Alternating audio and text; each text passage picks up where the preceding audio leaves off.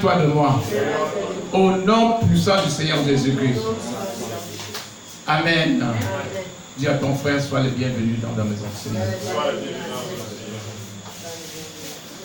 Dis-lui, sois le bienvenu dans la maison du Seigneur.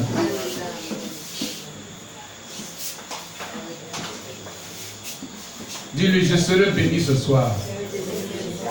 Le Seigneur m'a béni, me bénir ce soir. Par sa parole. Par sa parole. Par sa parole. Au nom de Jésus. Au nom de Jésus. Merci Seigneur. Au nom puissant du Seigneur Jésus-Christ. Amen. Amen. Bien-aimé, je vois tout le monde, tout frère. Je suis content et la salle est pleine. Je vois la présence des anges partout. Amen. Les chaises sont tous occupées. Amen. Au nom de Jésus. Parce que Jacques Ange a pris sa place. Amen. Amen. Amen. Acclamons pour le Seigneur. Ce soir, nous allons parler de quelque chose. Quelque chose de très pertinent. Je vais commencer par vous raconter une histoire qui m'a terriblement marqué. Une histoire dans la Bible qui m'a terriblement marqué, c'est l'histoire d'un jeune homme. Un jeune homme appelé Salomon. Qui était un roi. Un jeune qui était remarqué, qui s'est fait remarquer par le Seigneur. Le Seigneur a lancé un regard favorable sur ce jeune homme, Salomon. Un jour, il a posé la question à Salomon. Qu'est-ce que je voulais que tu voulais que je te donne? Le Salomon a cherché dans sa tête. Il a dit, qu'est-ce que je peux demander à Dieu? Salomon a ouvert sa bouche. Il a dit quelque chose qui m'a tellement touché. Touché aux profondeurs. Lorsque je lis cette histoire, je suis émerveillé. Un jeune homme, un jeune garçon qui était roi dans un pays. Dieu demande, qu'est-ce que tu veux que je fasse pour toi? Salomon cherche, il cherche, il cherche. Il dit quelque chose de très pertinent à Dieu. Il a demandé quelque chose de très pertinent. C'est pourquoi quand je lis ces versets bibliques, je suis touché. Parce que c'était un jeune roi. Aujourd'hui, les gens ont besoin que de l'or et de l'argent. Mais Salomon, en tant que jeune roi, qu'est-ce qu'il a demandé au roi? L'intelligence et la sagesse. J'ai été touché, vraiment touché par la réponse de Salomon. Ce qu'il a demandé à Dieu. Ça m'a touché. Quand j'ai lu, ça m'a touché profondément. Peut-être si c'était moi, je demanderais, Seigneur, je veux de l'argent. Mais Salomon, si c'était toi, tu demanderas l'argent. Mais Salomon a demandé l'intelligence et la sagesse. Parce que Salomon était un roi. Un jeune roi qui aimait son peuple. Le jeune roi aimait son peuple. Il a demandé l'intelligence et la sagesse pour pouvoir diriger le peuple que Dieu lui a confié. Dieu a regardé cet enfant. Grand, il est grand dans sa mémoire. Je veux te dire une chose. Même si tu as l'or, tu as l'argent, sans l'intelligence et la sagesse, tu ne peux rien faire.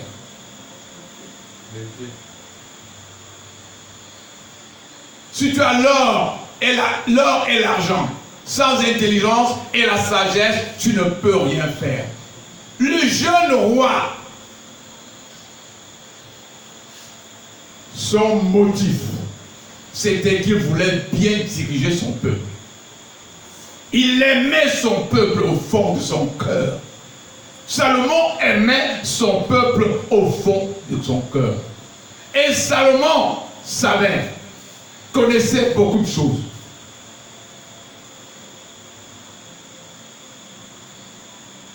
Il savait qu'il avait un peuple. J'ai entendu un économiste qui dit, il n'est de richesse que d'homme. Un économiste a dit, il n'est de richesse que d'homme. Il dit, Seigneur, donne-moi l'intelligence et la sagesse pour que je dirige ces hommes. À travers ce peuple, l'or et l'argent, je dois l'avoir. Amen. Hello. Hello. Je voulais dire une chose. Aujourd'hui, beaucoup de gens vont à l'école. Beaucoup de gens vont à l'école pour s'instruire. Quel est le motif pour lequel tu vas à l'école? Quand tu vas à l'école, tu choisis un métier. Quel est le motif pour lequel tu choisis ce métier? Est-ce que tu peux me dire le motif pour lequel tu choisis un métier? D'autres choisissent le métier de médecin. Quel est le motif pour lequel tu choisis le métier de médecin? Tu choisis être médecin. Beaucoup de gens choisissent être médecin à cause du bon salaire qu'on leur donne. Beaucoup de gens choisissent le métier de médecin à cause de la valeur monétaire, de l'argent, tant d'argent qu'on va leur donner. 500 000 francs, consultation, on va te le verser. C'est ça. Et d'autres choisissent parce qu'ils aiment le peuple. Ils regardent l'état du peuple. Ils ont ce qu'on appelle la conscience, ils ont choisi parce qu'ils aiment le peuple. Ils veulent voir la santé du peuple. Amen. Parce qu'ils ont une conscience. Ils disent, ouais Seigneur, je veux être docteur. Je veux être médecin. Parce que quand je regarde les gens être malades, je ne suis pas content. Amen. Il aime ce métier-là. Parce qu'il aime aussi le peuple. Quel est le motif pour lequel tu es médecin? Quel est le motif pour lequel tu es docteur? À cause de l'argent. Je vais vous dire une chose. Si quelqu'un qui aime le métier de médecin parce qu'il aime l'argent, je veux te dire une chose. Lorsqu'il peut abandonner un malade sur le lit de l'hôpital et s'en aller, quand on lui dit que le salaire n'est pas là. Alors que celui qui a aimé le peuple, il préfère prendre d'abord soin de la personne afin de réclamer son argent. Quand celui qui a besoin de l'argent, qui a choisi à cause de l'argent, abandonne le malade sur le lot du lit d'hôpital à cause de son argent. Parce qu'il a besoin d'argent. Hello? Est-ce que quelqu'un me comprend? Quelqu'un me comprend-il? Ok. Regardez.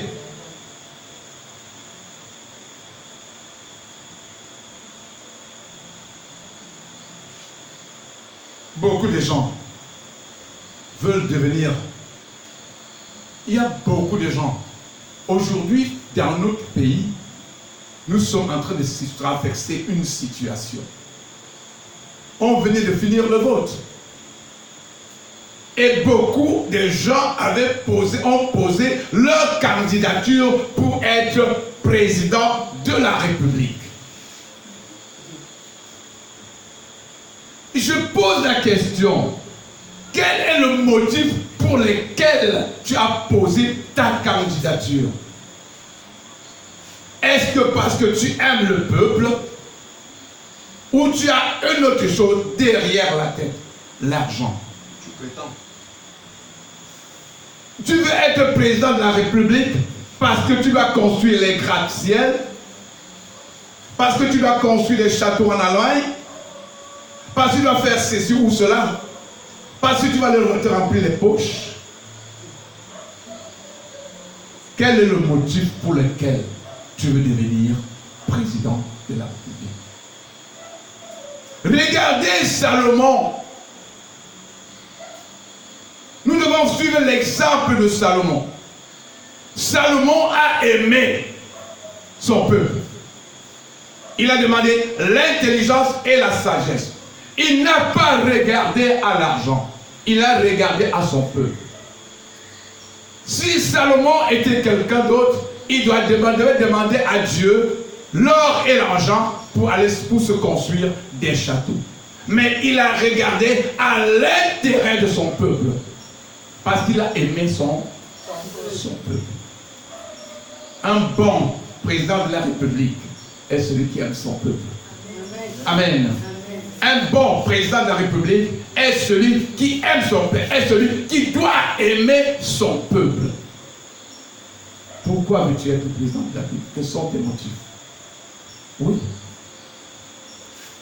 Il y a des choses que je voudrais dire. Je dis la fois passée, la vérité ne sert à rien si elle ne peut changer notre façon de vivre. Si tu veux être président de notre République, et si tu l'es, et l'on ne voit pas le changement au milieu du peuple, ça ne servira à rien. Hello? Allô? Parce que les gens, tu vas entendre aujourd'hui, quand on était en droit de vote, tu entendais les gens dire, quand je vais être ceci, je veux faire ceci, je veux faire cela, je veux faire ceci, cela. Est-ce que lorsque tu diras là, c'est ça que tu feras? Hello? Est-ce que c'est ça que tu feras? Une chose fait défaut. La force de vivre en accord avec ce que nous disons. Amen. Nous devons entrer dans notre sujet aujourd'hui, dans notre enseignement d'aujourd'hui. Retenez bien. Ceux qui ne recherchent pas Dieu, d'abord, se verront fondre comme la teigne et le soleil. Comme la neige au soleil. Je dis bien, ceux qui ne recherchent pas Dieu, d'abord, se verront fondre comme la neige au soleil. Prenons bien notre Bible maintenant, dans Matthieu 6, verset 33. Matthieu 6, verset 33. Oui. J'ai lu au nom de Jésus. Recherchez premièrement le royaume et la justice de Dieu, et toutes choses vous seront données par-dessus. Recherchons premièrement le royaume de Dieu et la justice de Dieu, et toutes ces choses nous seront données par-dessus. Sa parole, c'est la parole de Dieu. Prenons encore notre Bible dans AG 1, verset 2 à 5. AG 1. Quelqu'un qui a la page AG. AG 1, verset. AG 1. Verset. AG 1, verset 2 à 5. AG 1, verset 2 à 5. Ainsi parle l'Éternel des armées. Ce peuple dit, le temps n'est pas venu, le temps de rebâtir la maison de l'Éternel. C'est pourquoi la parole de l'Éternel fut adressée par Agé le prophète en ces mots. Est-ce le temps pour vous d'habiter dans les demeures lambrissées quand cette maison est détruite? Ainsi parle l'Éternel, maintenant l'Éternel des armées. Considérez attentivement mes voix. Amen. Amen. Amen. Cherchez premièrement le royaume de Dieu. Le royaume de Dieu et sa justice, la justice de Dieu, et toutes ces choses seront données par-dessus tout. Je lis je parle de AG 1, verset 2 à 5. Écoutez, ce qui était au temps passé, nous le revivons encore aujourd'hui. Écoutez la parole de l'Éternel à son peuple. Il dit, ainsi parle l'Éternel des armées. Ce peuple dit, le temps n'est pas venu, le temps de rebâtir la maison de l'Éternel. C'est pourquoi la parole de l'Éternel fut adressée par ces mots. Le prophète en ces mots. Adressé par Agé, le prophète en ce nom. Est-ce le temps pour vous d'habiter vos maisons lambrisées? Quand cette maison est détruite, considérez attentivement vos voies. Considérez attentivement vos voies. Aujourd'hui, les enfants de Dieu, les hommes de Dieu, les pasteurs et autres, ne s'occupent plus de la chose du royaume. Beaucoup des hommes de Dieu aujourd'hui, beaucoup des enfants de Dieu aujourd'hui ne s'occupent plus des affaires du royaume.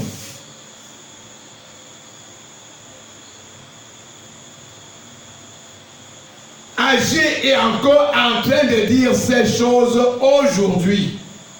Agé parle encore aujourd'hui. Dieu a parlé à Agé dans le temps passé. Dieu parle encore à Agé en ce moment où nous sommes.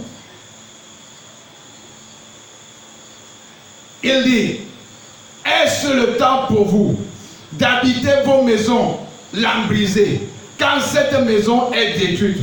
Il dit, considérez attentivement vos voies.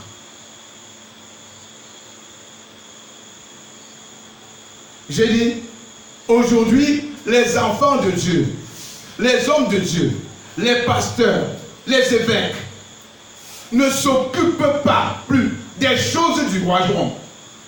Nous allons voir des églises qui sont bâties de gauche à droite. Ces églises sont très très nombreuses en ces derniers temps.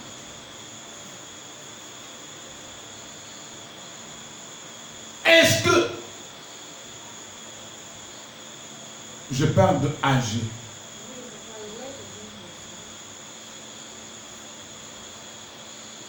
Vas-y, rapidement.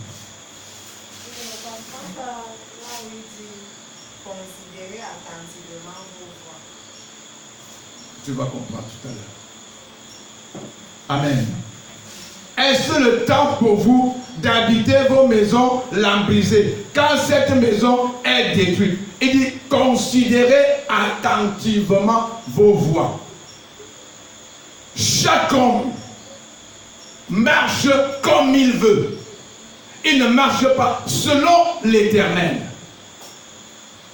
Chacun recherche ses intérêts personnels. Aujourd'hui, nous recherchons, les pasteurs, les enfants de Dieu recherchent leur intérêt personnel. Quand nous prêchons les bons messages, quel est le motif pour lequel nous prêchons les bons messages à l'église? C'est pour que les âmes soient sauvées, ou bien parce que nous voulons que l'on nous entende, qu'on nous applaudit. Quel est le motif pour lequel nous prophétisons aujourd'hui?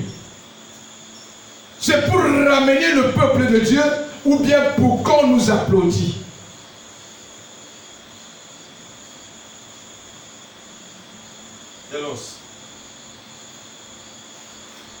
Quel est le motif pour lequel tu prophétises?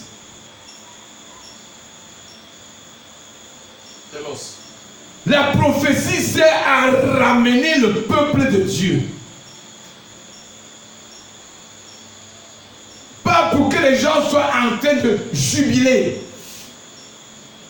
de danser. Parce que le pasteur est en train de faire ce qu'on appelle le one show, pour qu'on le voie. Je vais vous dire une chose.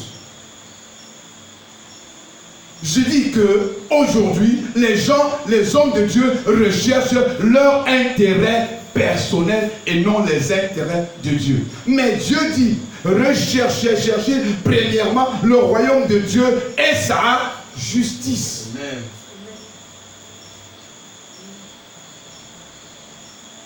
Un jour, je suis allé à Bafoussam rencontrer certains serviteurs de Dieu. Je vous dis quelque chose qui est clair. J'ai reçu, c'était je ne sais pas comment on appelait encore ce groupe. Il prêche la bonne nouvelle, bien sûr.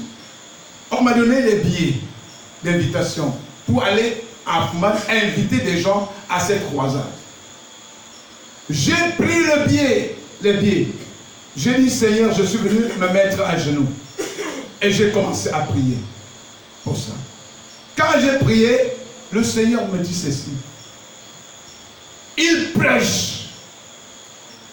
Les âmes sont sauvées. Mais je ne suis pas avec eux. Je me glorifie. Voilà son mot. Je me glorifie dans ce qu'ils font. Mais je ne suis pas avec eux. Il dit, je me glorifie dans ce qu'ils font. Mais moi, je ne suis pas avec eux. Parce que le motif, si Dieu dit, je ne suis pas avec eux, c'est pour le motif pour lequel ils sont en train de prêcher. Le Seigneur dit, il dépouille mon peuple. Il dépouille mon peuple. La graisse qui reste sur mon peuple, ils dépouillent et ils mettent dans le feu et ils emportent. Ils s'en vont avec. Ça dit que quoi? Le peu de choses, des petites finances qui restent dans la poche du croyant, ils viennent recueillir cela et s'en aller. Et le peuple reste souffrir.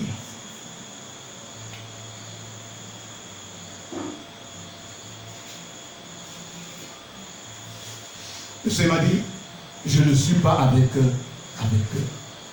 Regardez aujourd'hui, lorsque tu arrives dans la maison, tu es dans l'église, étant malade, comme mon frère, là, il a mal au pied. On l'amène à l'église. On lui demande de déposer une enveloppe. On parle de l'enveloppe sacrificielle. Pour un malade. Vous ne savez pas d'où il vient. Combien de fois il a déjà dépensé pour venir dans la maison de Dieu. Il a dit maintenant, j'ai tout dépensé. Il n'y a que Dieu maintenant pour me sauver.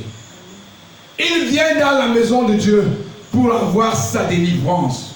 N'ayant rien dans la poche, vous lui demandez une enveloppe. Qu'il doit prendre cette enveloppe où pour vous donner, frères et sœurs. Hello. Il dit, le Seigneur dit, je vous ai donné gratuitement. Remettez aussi gratuitement.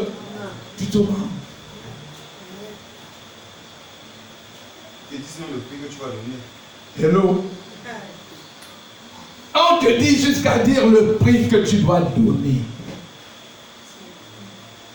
Hello. Une femme m'a raconté un jour, elle est partie prêter l'argent à la banque pour faire ses petites affaires. À côté de cet argent, elle avait mis une somme, peut-être de 10 000 francs, c'était 1 million pour faire ses affaires. Elle vient avec aussi une petite affaire à côté. Quand le pasteur prend l'enveloppe, il voit 1 million. Il voit que la femme a mis 10 000 francs dans l'enveloppe. Il prend l'enveloppe, il enlève l'argent et il enlève une certaine somme. Il dit que ce n'est pas complet. La personne ou ça peut dire ou quoi là, ou c'est quoi là. Il ajoute ainsi dans cette enveloppe et il prend. Depuis ce jour, quand cette femme a vu cette chose, elle a quitté l'église. Elle a rétrogradé. Elle est rentrée à la maison. Serviteur de Dieu. Recherchons d'abord le royaume de Dieu et sa justice. Dieu ne donne pas une vision sans provision. Si tu ne trouves pas ta vision, cherche là où se trouve ta provision. Il n'y a pas de vision sans provision. Peut-être que ta provision se trouve dehors. Quelqu'un est là dehors, malade. Peut-être un homme qui a les moyens financiers qui t'attend et il est malade depuis des années. Mais au lieu d'aller prêcher la sainte doctrine pour le rencontrer, parce qu'il t'attend depuis des années, tu restes dans l'église quand assis, tu attends la provision. Et ta provision se trouve dehors.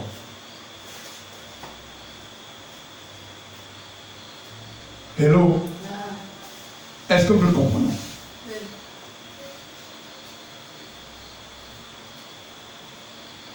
Il y a des choses que les enfants de Dieu doivent fixer leur pensée sur ça. Les choses célestes. Les choses célestes. Ce sont les choses célestes que nous allons fixer nos pensées sur cela.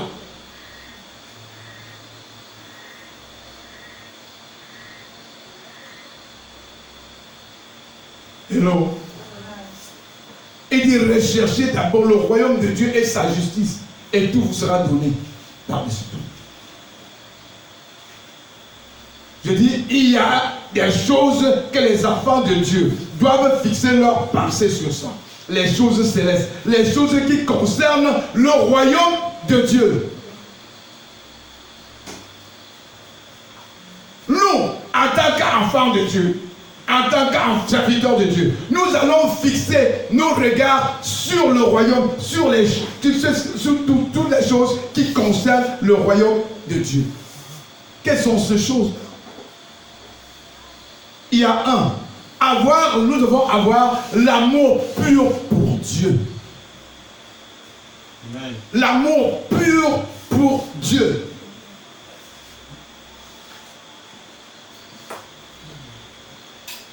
Beaucoup de gens sont là, pas parce qu'ils aiment Dieu, mais pour leur intérêt personnel. Beaucoup. Beaucoup. 2. Gagner les âmes perdues. Voilà les choses du royaume. Nous allons gagner les âmes perdues.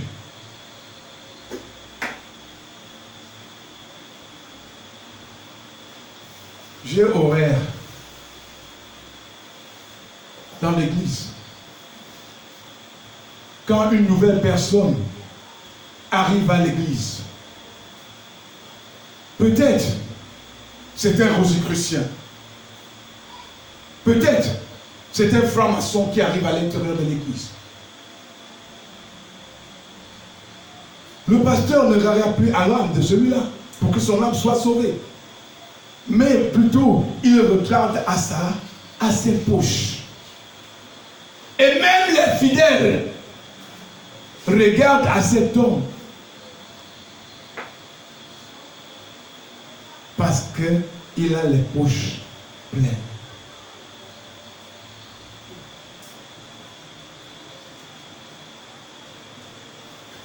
Parce qu'il a les poches pleines.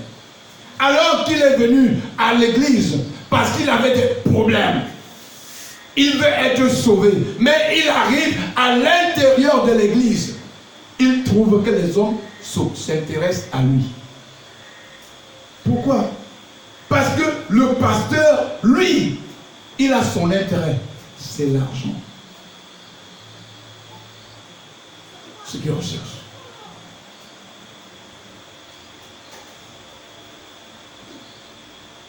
Hello. Hello. Est-ce que vous me comprenez? Bien. Nous devons gagner les âmes perdues. Servir Dieu honnêtement. Nous devons servir Dieu honnêtement. Dans l'honnêteté. Parce que j'ai dit l'autre fois, il nous a créés pour l'aimer et le servir.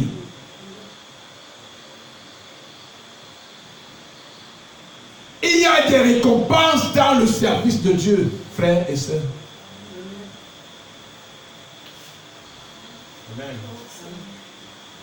Celui qui sert Dieu honnêtement aura sa récompense.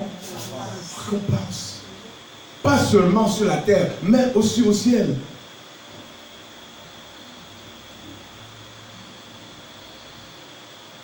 Les apôtres ont dit à Jésus, nous qui te servons, quelle sera notre récompense?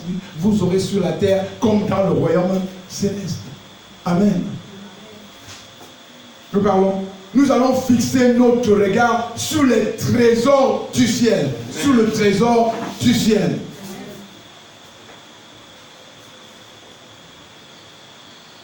Oui. Aujourd'hui, les pasteurs se font la concurrence. L'autre dit, j'ai deux jets privés. Un jour, je suis entré à l'église. Un pasteur a commencé par prêcher. Il prêchait peu par le père sur quoi là, je ne sais pas, sur la bénédiction, ou sur quoi là, je ne sais pas comment on appelle. Il dit, j'y commence par, j'ai 5 voitures dans le parking. Il dit, j'ai 5 voitures dans mon parking et j'ai 3 comptes bancaires. La prospérité. Il parlait de la prospérité. L'évangile de prospérité. Il dit, j'ai 5 voitures dans le parking et j'ai 3 comptes bancaires. Je me suis levé. J'ai dit, mais qu'est-ce que c'est que ça? Je devais poser la question, mais je suis abstenu. Et la situation des chrétiens dans ton église? Comment se portent les fidèles dans ton église?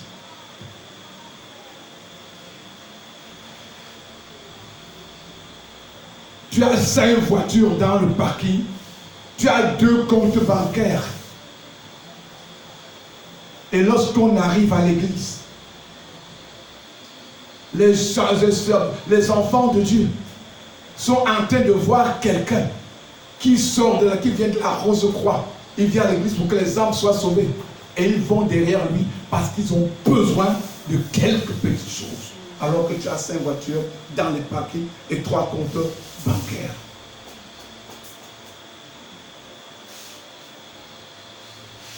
Trois comptes bancaires et 5 voitures dans le parking.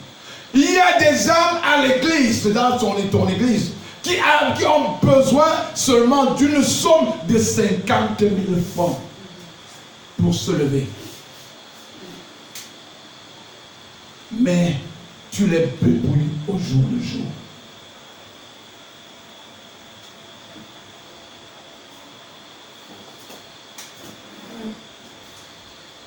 On va arriver dans ton église. Il faut de l'argent. Il faut prier pour les jumeaux. Il faut prier pour ceci. Et tout ceci, ce que tu demandes, en venant prier, il faut déposer de l'argent.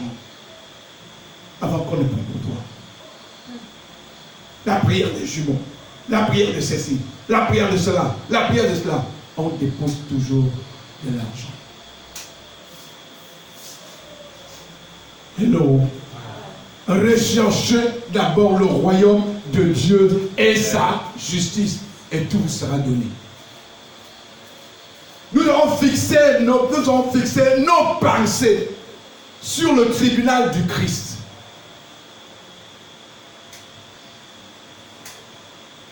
La pensée au tribunal du Christ. C'est nous devons penser au retour du Christ. Préparer les hommes pour le retour du Christ. Au lieu de préparer les hommes pour le retour de Christ, tu prépares construire les gratte-ciels.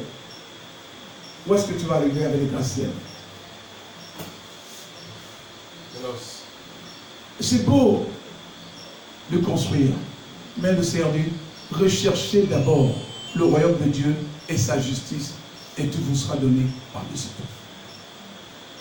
tout. Tout ce que tu fais là, tu as 5 voitures dans ton parking, 3 comptes. N'y a-t-il pas des veuves dans ton église? N'y a-t-il pas des orphelins dans ton église?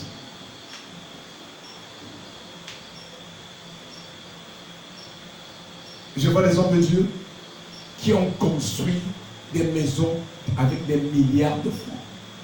Des milliards de francs. Alors qu'il y a des orphelinats de gauche à droite. Et il est seul à l'intérieur. Et est-ce qu'il peut dormir dans 5 chambres à la fois? Tu vas dormir dans une seule chambre, mon frère. Dans une seule chambre. Est-ce qu'on te réservera? Ce n'est qu'un rectangle.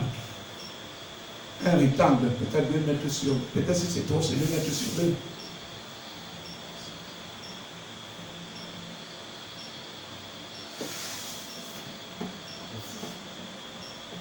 Matthieu 6, verset 33. Dieu établit, dans Matthieu 6, verset 33, Dieu établit une alliance avec les disciples. Je ne vois pas comment le pasteur à l'église peut d'abord chercher son intérêt personnel avant de chercher le royaume de Dieu. Non, c'est faux. Je dis non. Regardez, dans Matthieu 6, verset 33, Dieu établit une alliance avec ses disciples. Dieu établit une alliance avec ses disciples. Il leur dit, si vous prenez d'abord en compte, il dit, si vous prenez d'abord en compte mes intérêts, c'est Dieu qui parle. Hello. Je dis dans Matthieu 6, 33, Dieu parle à ses disciples. Le Seigneur parle à ses disciples. Il dit ceci. Si vous prenez d'abord en compte mes intérêts, je m'engage à survenir à vos besoins.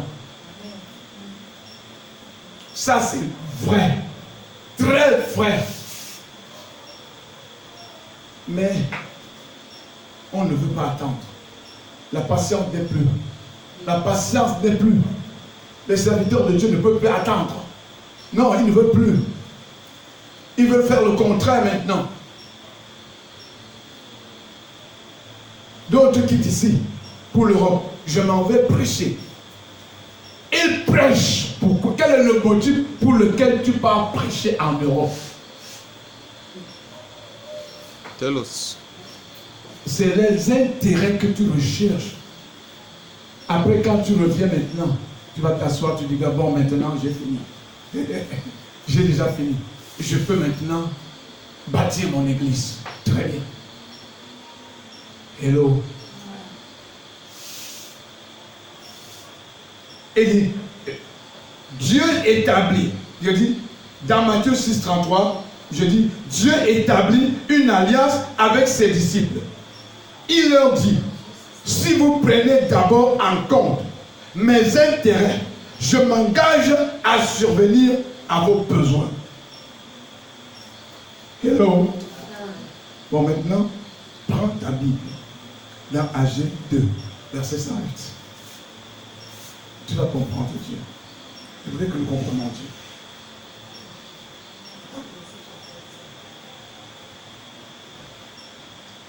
Verset, hein?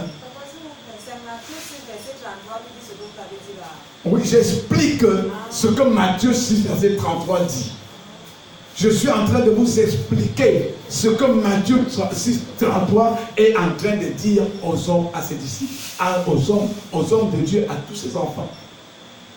Je dis que Dieu établit, dans Matthieu 6, 33, Dieu établit une alliance avec ses disciples. Il leur dit, si vous prenez d'abord en compte mes intérêts, je m'engage à survenir à vos besoins.